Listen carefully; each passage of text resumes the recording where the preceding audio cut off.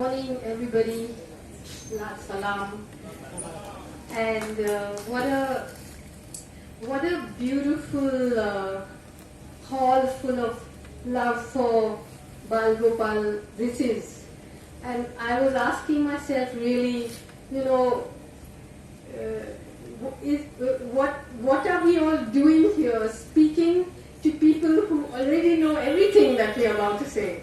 Because I know that maybe almost nowhere in the world is there this deep an understanding of all these issues, whether it's fascism, whether it's caste, whether it's all kinds of revolutionary movements. A lot of this understanding, of course, comes from the writings of Balagopal, and if we should be obsessed with anybody, we should be obsessed with him.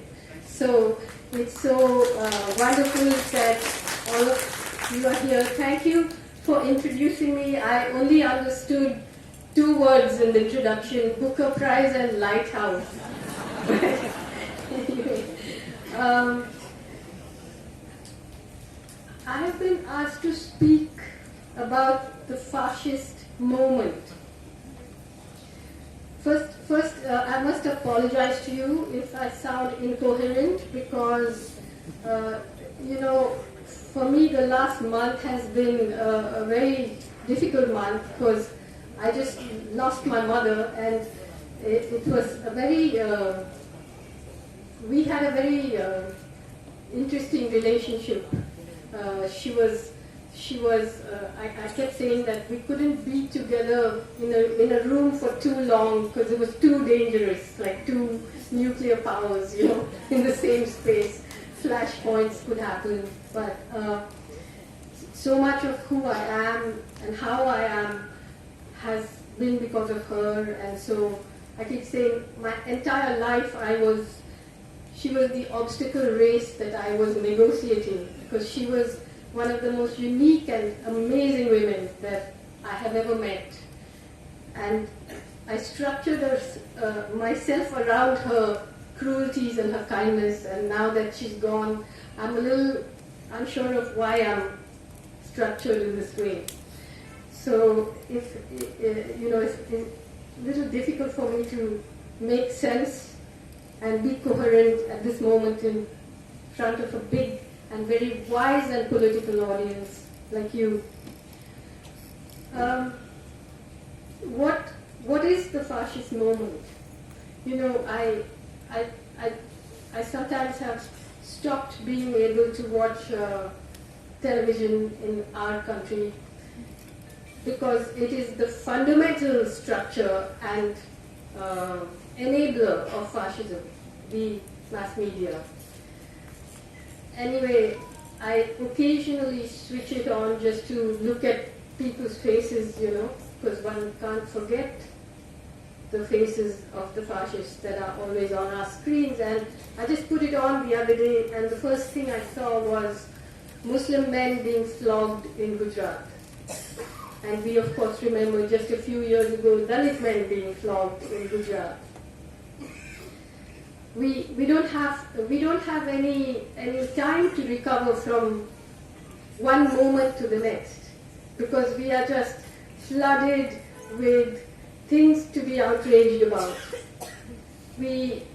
So I'm going to just look through what are the signs of fascism and what are the accepted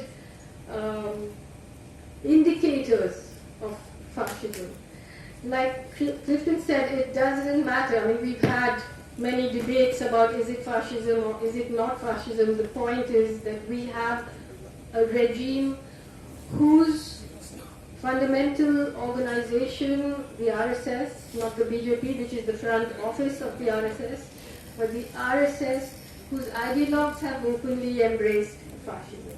So while we are debating it, they have accepted it, And we are at that stage where I think as we spoke about Balagopal's writings, where he's questioning whether the role of the court is to defend a citizen against the state. Now, what we are looking at is a moment where the state and its institutions themselves have conflated with the political party. So there is no the party, the state, and the institutions of democracy, whether it's the media, whether it's the courts, whether it's educational institutions, whether it's the executive, all of it now functions as one thing. You know, this fused together into a single organism. And that is fascism. When you have a prime minister who openly campaigns saying they want a Congress Mukt Bharat, and the only other national political party is the Congress, you're saying that you want an opposition Mukt Bharat. You're not willing to tolerate any form of opposition. When in 2019, when he won the second term, I remember all of us were just in shock because we were not expecting that result. And we know and believe and suspect all kinds of things of why that result came to be. But when he came out to speak, having defeated, of course, the Congress, having defeated all the parties, the parties of OBC and Dalit parties that rose in the 90s, defeating Mayawati, defeating Lalu, defeating Samajwadi Party, having won a massive majority in parliament without the Muslim vote. So you have actually reduced a whole community of millions of people. Basically, you've told them that a vote doesn't matter. So you have defeated everybody, and you come out, and what do you see on his face? Unhappiness. Unhappiness. Why? Because there are some people who are still standing up. There is the Khan Market gang, there is the Tukra gang, all of us, basically. And totalitarianism means you cannot accept any opposition at all, whatsoever. So we have this country which is more like a continent than a country, with thousands of dialects, hundreds of languages, religions, ethnicities, castes. We are a country of minorities. There isn't actually any majority in this country. And all the violence that we are seeing today of Hindutva, fascism, is that attempt to create a majority, an artificial majority, which actually doesn't exist. You're trying to create it, and it isn't new. You know, when it started with, it started when, long ago, when representative democracy or representative government began to replace imperial power. Then suddenly everyone got anxious about numbers. Until then, it didn't matter that millions of people oppressed by the caste system, by the Hindu caste system, were converting to Islam, were converting to Sikhism, were converting to Christianity. It didn't matter that they didn't manage to escape caste because caste followed them into those religions. But those moments when this was happening, when this conversion was happening, the millions, it didn't matter. Because then numbers didn't matter. Then it was all right to be this exclusive, Brahminical society where very few people control everything. But when the anxiety of numbers began, then began Hindutva. And then began the idea of this political religion. Then began the anxiety about conversion.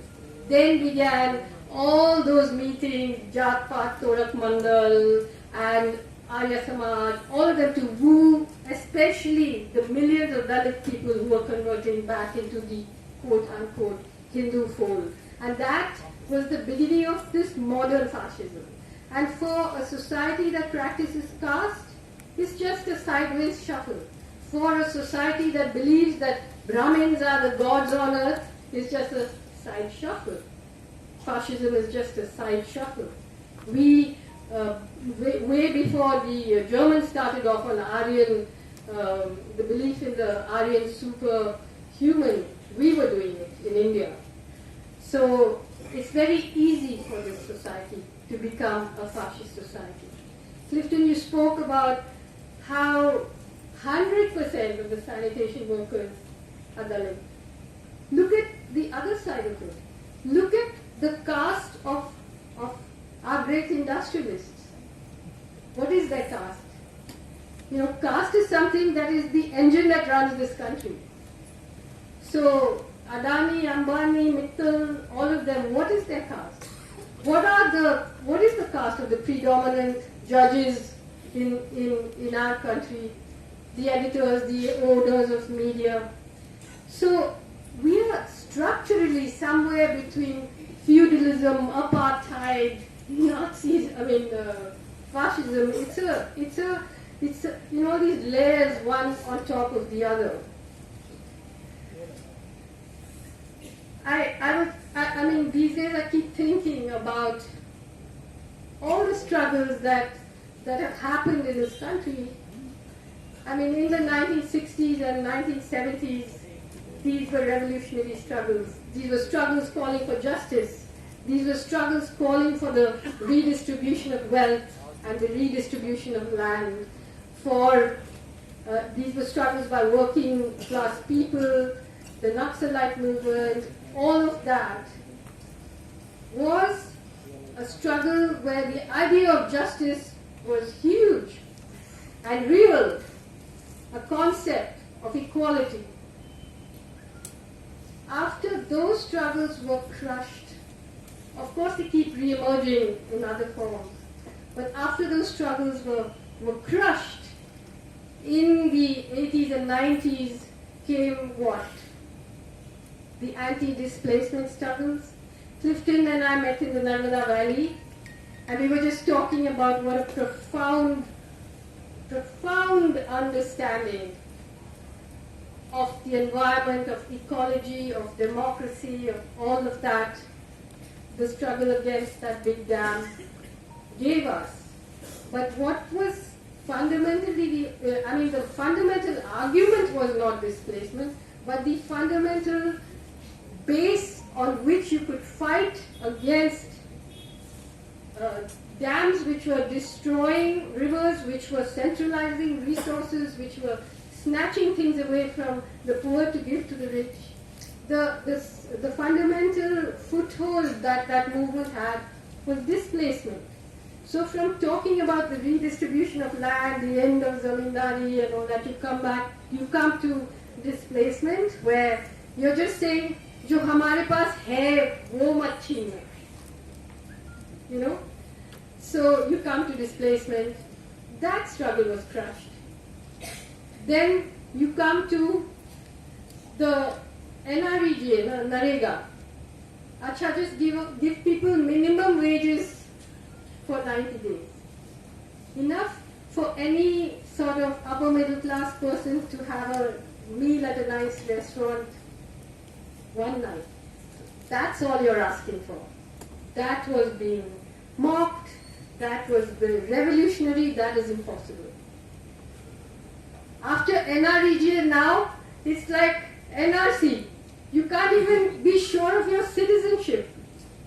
And as Hannah Arendt said, citizenship is the right to have rights. So now you come to are we really discussing fascism? The only people who at one time said that you can only be a citizen if you produce these sets of documents that we will approve of. In Nuremberg, the Nazis did that. So then you come to NREGA, and now we've come to kya? Ki आपका नमक खा रहे तो हम vote देंगे. You know, this is the journey of most people in this country, not the fighting people, but otherwise. We have. Clifton, you were talking about the fact that so many workers have been communalized. I was in UP actually before the elections. You know, I traveled to many villages and spoke to many people. And on the one hand, the language of the farmers' movement had penetrated into UP, and it was wonderful to hear. A lot of people saying, a lot of people who used to be with BJP also understanding कि क्या हो गया. But there were a lot of other people, you know. जैसे corona में गंगा में लाश बह रहे थे और मुझे कह रहे कि नहीं लेकिन मोदी जी नहीं होता तो और भी लाशें होती.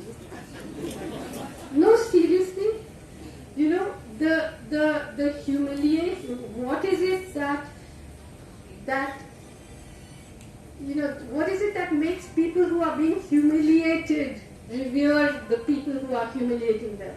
It is a fundamental political question for us, you know, that how is it actually happening, this thing? So I was thinking about it a lot, and I thought, you know, if you sell people a mythological past, like the worker who had Bharat माता का जो map है दरवाजे पे, you sell people a mythical past in which they were once glorious, and you can take away that future. You know, you can take it away for nothing. You can crush them. You know, those millions of people, when the lockdown was announced, it was biblical to watch that migration of people walking back, you know. And it was incredible to watch in this country. You know, suddenly it was like a chemical experiment. Somebody had poured some chemical on us, and the structures emerged. The people came out, and they began to walk. And in the cities, they were migrant workers. And as they approached their villages, they were whatever caste they were, you know, and they were not all oppressed people. They were also oppressors. So we have a system in this country where the hierarchy of caste has created a people and a society where someone always has someone to be oppressed by and someone to oppress. So it's like a gigantic self-surveillance machine, you know. So very, very dangerous. But I just want to go through a few points about how we have come here in this modern time right now through international understandings of fascism. And just while I'm on the subject of international, you know, we must be aware that the world is in a very, very dangerous place right now. I was in the Ukraine actually just before COVID, because my books were translated into Ukrainian. I was in Poland and in the Ukraine. And I was shocked, you know, the first time I realized how common people can hate the left because of what had happened to them, you know, because of the unacknowledgement of things that have happened to them. Not in terms of the principles of what socialism is, but what was done in its name and unacknowledged the price that was paid. But anyway, Ukraine now is, the ripples that are coming out, I'm sure many of you are following it, but it is so very, very dangerous. Because that war is not a war that anyone can lose. It can turn into a nuclear war at any time, you know. So you're going to see Europe now facing a kind of winter that it hasn't faced since the Second World War, where there isn't fuel to heat homes and so on. That bitter winter, Russia is also waiting for the winter which always helps it in war. So it's a very, very dangerous situation in the world right now. And what we are experiencing in this country is being experienced in other places in deeper ways, you know, also. And in all sorts of societies, Islamic societies, European society, American society. In Iran, women are fighting for the right not to wear a hijab. In Karnataka, women are fighting for the right to wear a hijab. It is not an antagonistic struggle. It is all about coercion and control of women to further particular kinds of ideologies. It is to stop women having a choice. And in America, the worst of all, you're fighting enforced pregnancy. You can't have an abortion. So societies are coming apart. But coming back to this, so the point number one is fascism begins with a deep social crisis that is seen as a threat to existing social hierarchies. So we all remember in the 80s what was happening in the late 80s when Balagopal was writing. You had the Mandal Commission, you had the fear of the dominant caste people worrying about OBC reservations, you had the anti-Mandal protests, and then you had, of course, the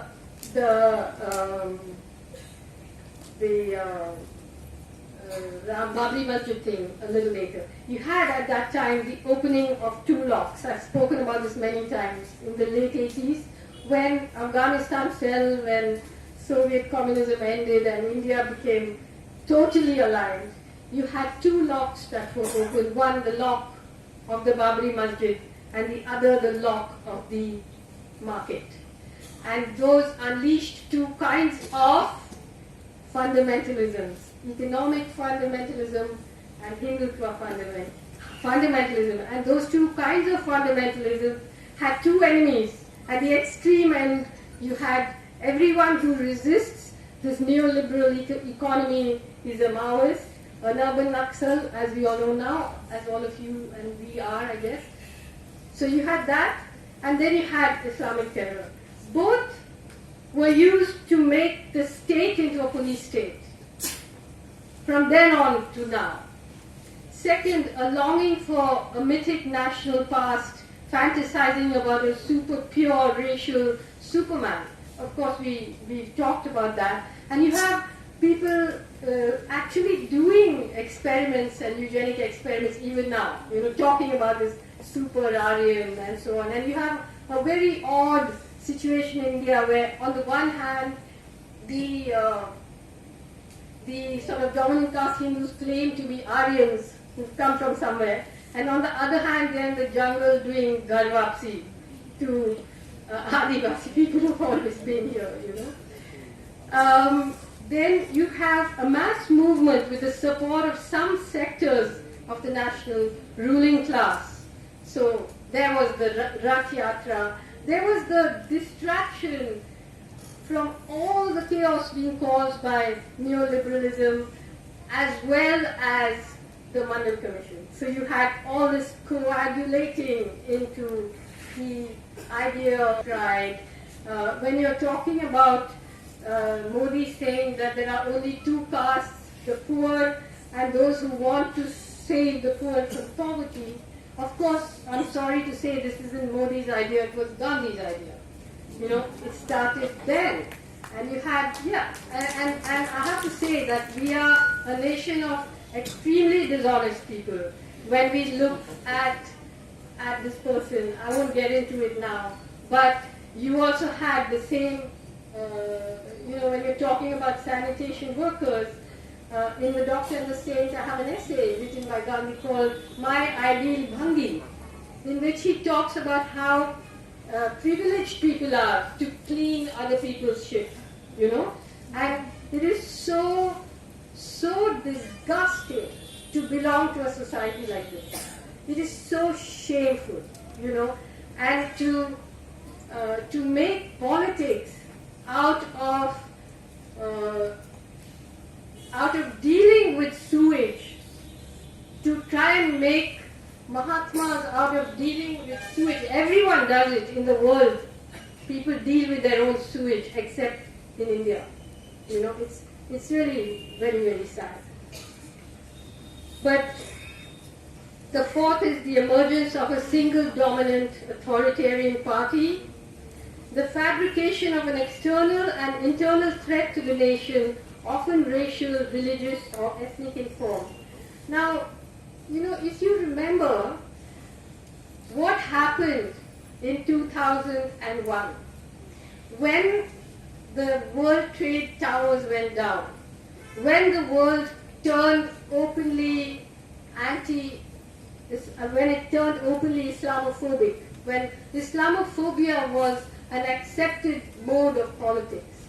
3 weeks later,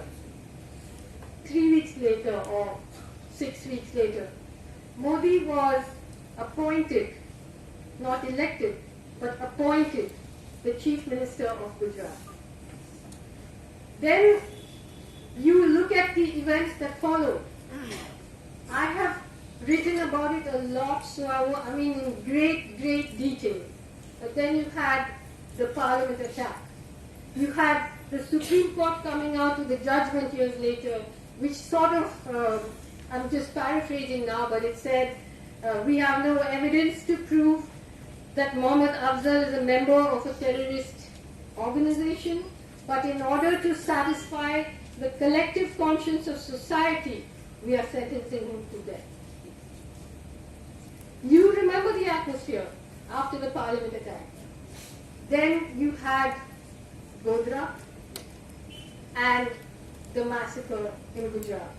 And today you have the people who have Mihir and Tista Setalwar, people who have documented so carefully evidence of what happened there. Today they are in the dock. Today they are in jail. Today the Adivasis who were killed in Gompad's relatives are in the dock. Himanshu Kumar is in the dock. You don't want to speak about massacre. You had the NRC protest ending in a massacre in Delhi. Now for Muslims it's a crime to be murdered. And those who are speaking about peace, speaking about the Constitution, they're the ones who are in jail today. The foreclosure of democratic or autonomous means of expression. So here you have two things. One is what has been done to the media. The structure of the media is intrinsically a conflict of interest, because obviously it's corporate owned or the money comes from corporate advertising. But you also have today Adani, who we spoke about earlier, doing a hostile takeover of NDTV. Adani, in whose plane symbolically with the name flashed all across the body of the plane, Adani. Modi flew from Ahmedabad to Delhi to take over the job of the Prime Minister of this country. It was a message. Within 8 years, Adani's wealth has grown from $8 billion to $139 billion. Yesterday, I don't know how many of you followed, but Adani was in Rajasthan. But there's a Congress government. And if you look at the body language of the politician, Adani ho, Ambani ho, Amit Shah ka beta Jay Shah ho, yahan pe swagat hai aapka. ठीक है? So it's the equivalent of the hostile takeover of NDTV. You have this entire project of fascism is underwritten by corporate capital.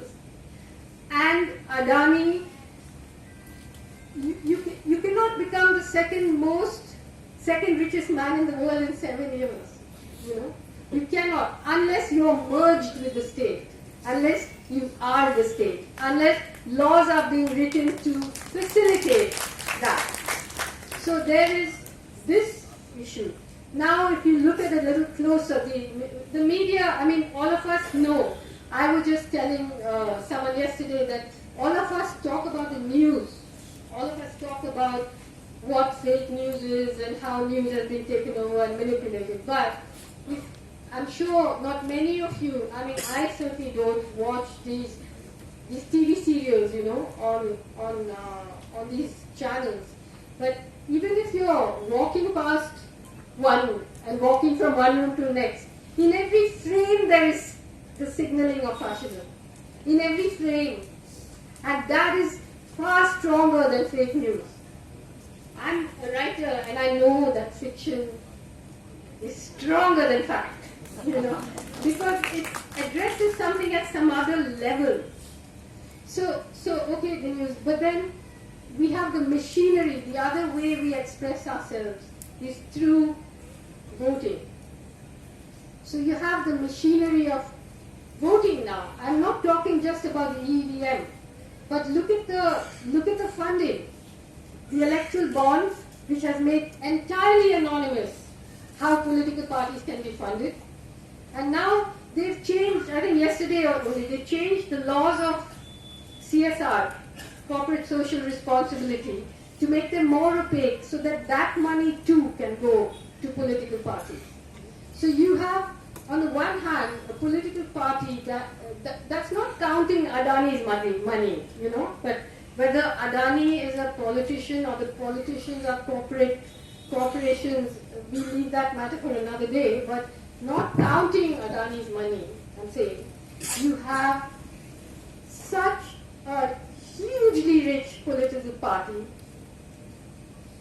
Demonetization hit the working class, it also hit all political parties. They were just emptied out, you know. So now you're watching elections, it's like watching a BMW racing a bullock cart. Economically. The only thing is that bullock carts and cycles can go to places that BMWs can't go into. So that's our hope, you know. That's our hope. Eighth is the existence of street fighting elements or militias to intimidate and terrorize, and in some cases murder opposition forces. Here also I don't need to tell you what I'm talking about, but also to understand that these militias are now, again, you know, the whole new recruitment policy for the army. What happens to those people after they serve 4 years? You know, who do they then serve? And there are also schools, training schools, universities being started by Hindutva Sangh Parivar people to train people to get into the army. So again you have the privatization not just of violence, but the privatization of trained armed cadre, which is what we have to think about. And of course, the ninth is the militarized rhetoric of masculinity, anti-feminism, casteism, and the 10th is paranoia. And paranoia is Pegasus, okay? Not just spying on you, but taking over your identity and then manipulating it. I was telling our friends today that, you know, speaking in this hall and speaking at the Delhi Press Club often makes me so sad, because the people who used to organize these events, the people with whom I was sitting at this table, are all in jail today. You know, some of the greatest minds in our country are in jail today. So I'm just going to end with a 3-minute reading, because believe me, I'm a better writer than I am a speaker. But this is just, it's an essay called The Graveyard. Actually it was a lecture called The Graveyard Talks Back. And it's about, it's a lot to do, it's from this book called Arundhati, Fascism and Fiction and the Freedom in Time of the Virus. But it's about writing and writers and language. A lot of the essays are here about how in India language was partitioned before the land was partitioned, you know, into Urdu and Hindi, and how basically Gaurakshaks, this Hindustan movement, all of them started together, you know. And of course the irony is the Hindi, Hindu, Hindustan, they're all Persian words borrowed by Hindutva forces. But I'm just going to talk, it's just a little passage about writing and fascism. In the previous part I'm talking about how, you know, what is being done to the imagination of writers. And I mention all of this only in order to think aloud about how this continuous, unceasing threat affects writers and their writing. Each one of us reacts differently, of course. Speaking for myself, as the pressure mounts and the windows are shut, one by one, every cell of my writing brain seems to want to force them open again. Does that shrink writers or expand them, sharpen them or blunt them? Most people, I imagine, believe it would restrict a writer's range in imagination, steal away those moments of intimacy and contemplation without which a literary text does not amount to very much. I've often caught myself wondering, if I were to be incarcerated or driven underground, would it liberate my writing? Would what I was writing become simpler, more lyrical perhaps, and less negotiated? It's possible, but right now, as we struggle to keep the windows open, I believe our liberation lies in the negotiation. Hope lies in texts that can accommodate and keep alive our intricacy, our complexity, our density, against the onslaught of the terrifying, sweeping simplifications of fascism. As they barrel towards us, speeding down their straight, smooth highway, we greet them with our beehive, our maze. We keep our complicated world with all its seams exposed alive in our writing. After 20 years of writing fiction and non-fiction that tracks the rise of Hindu nationalism, after years of reading about the rise and fall of European fascism, I've begun to wonder why fascism, although it is by no means the same everywhere, is so recognizable across histories and cultures. It's not just the fascists that are recognizable, the strongman, the ideological army, the squalid dreams of Aryan superiority, the dehumanization and ghettoization of the quote-unquote internal enemy, the massive and utterly ruthless propaganda machine, the false flag attacks and assassinations, the fawning businessmen and film stars, the attacks on universities, the fear of intellectuals, the specter of detention camps, and the hate-fueled zombie population that chants the Eastern equivalent of Heil, Heil, Heil. Is also the rest of us, the exhausted, quarreling opposition, the vain, nitpicking left, the equivocating liberals who spent years building the road that has led to the situation we find ourselves now, and are now behaving like shocked, righteous rabbits who never imagined that rabbits were an important ingredient of the rabbit stew that was always on the menu.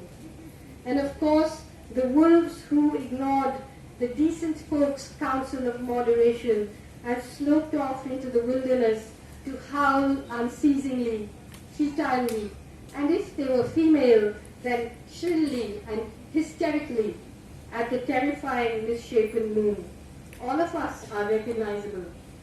So at the end of it all, is fascism a kind of feeling in the way anger, fear, and love are feelings that manifests itself in recognizable ways across cultures?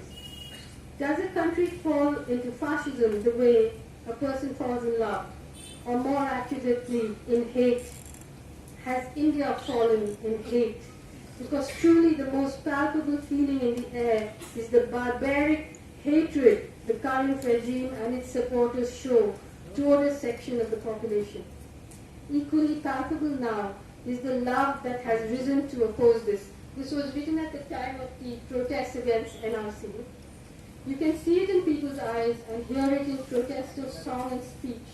It's the battle of those who know how to think against those who know how to hate. A battle of lovers against haters. It's an unequal battle because the love is on the street and vulnerable. The hate is on the street too, but it's armed to the teeth and protected by all the machinery of the state. So eventually, I believe that what we are witnessing now is the hatred is knife. It's a sharp cutting knife. And we are the ocean, and a knife cannot cut the water. Cannot. So don't lose hope. Seriously, we just do what we have to do. And I just want to say one thing. Do not waste your energy on... We do have to hope that these political parties will get together and oppose the BJP, because those who are against Hindutva are not the same as those who are for Hindutva, but they are all for Adani. And as we know, that process, how it will end, we don't know, but we have to do what we have to do, So we have to, every little street corner matters. It's not just the big stuff. Thank you very much. Inqilab Zindabad. Jai Hind.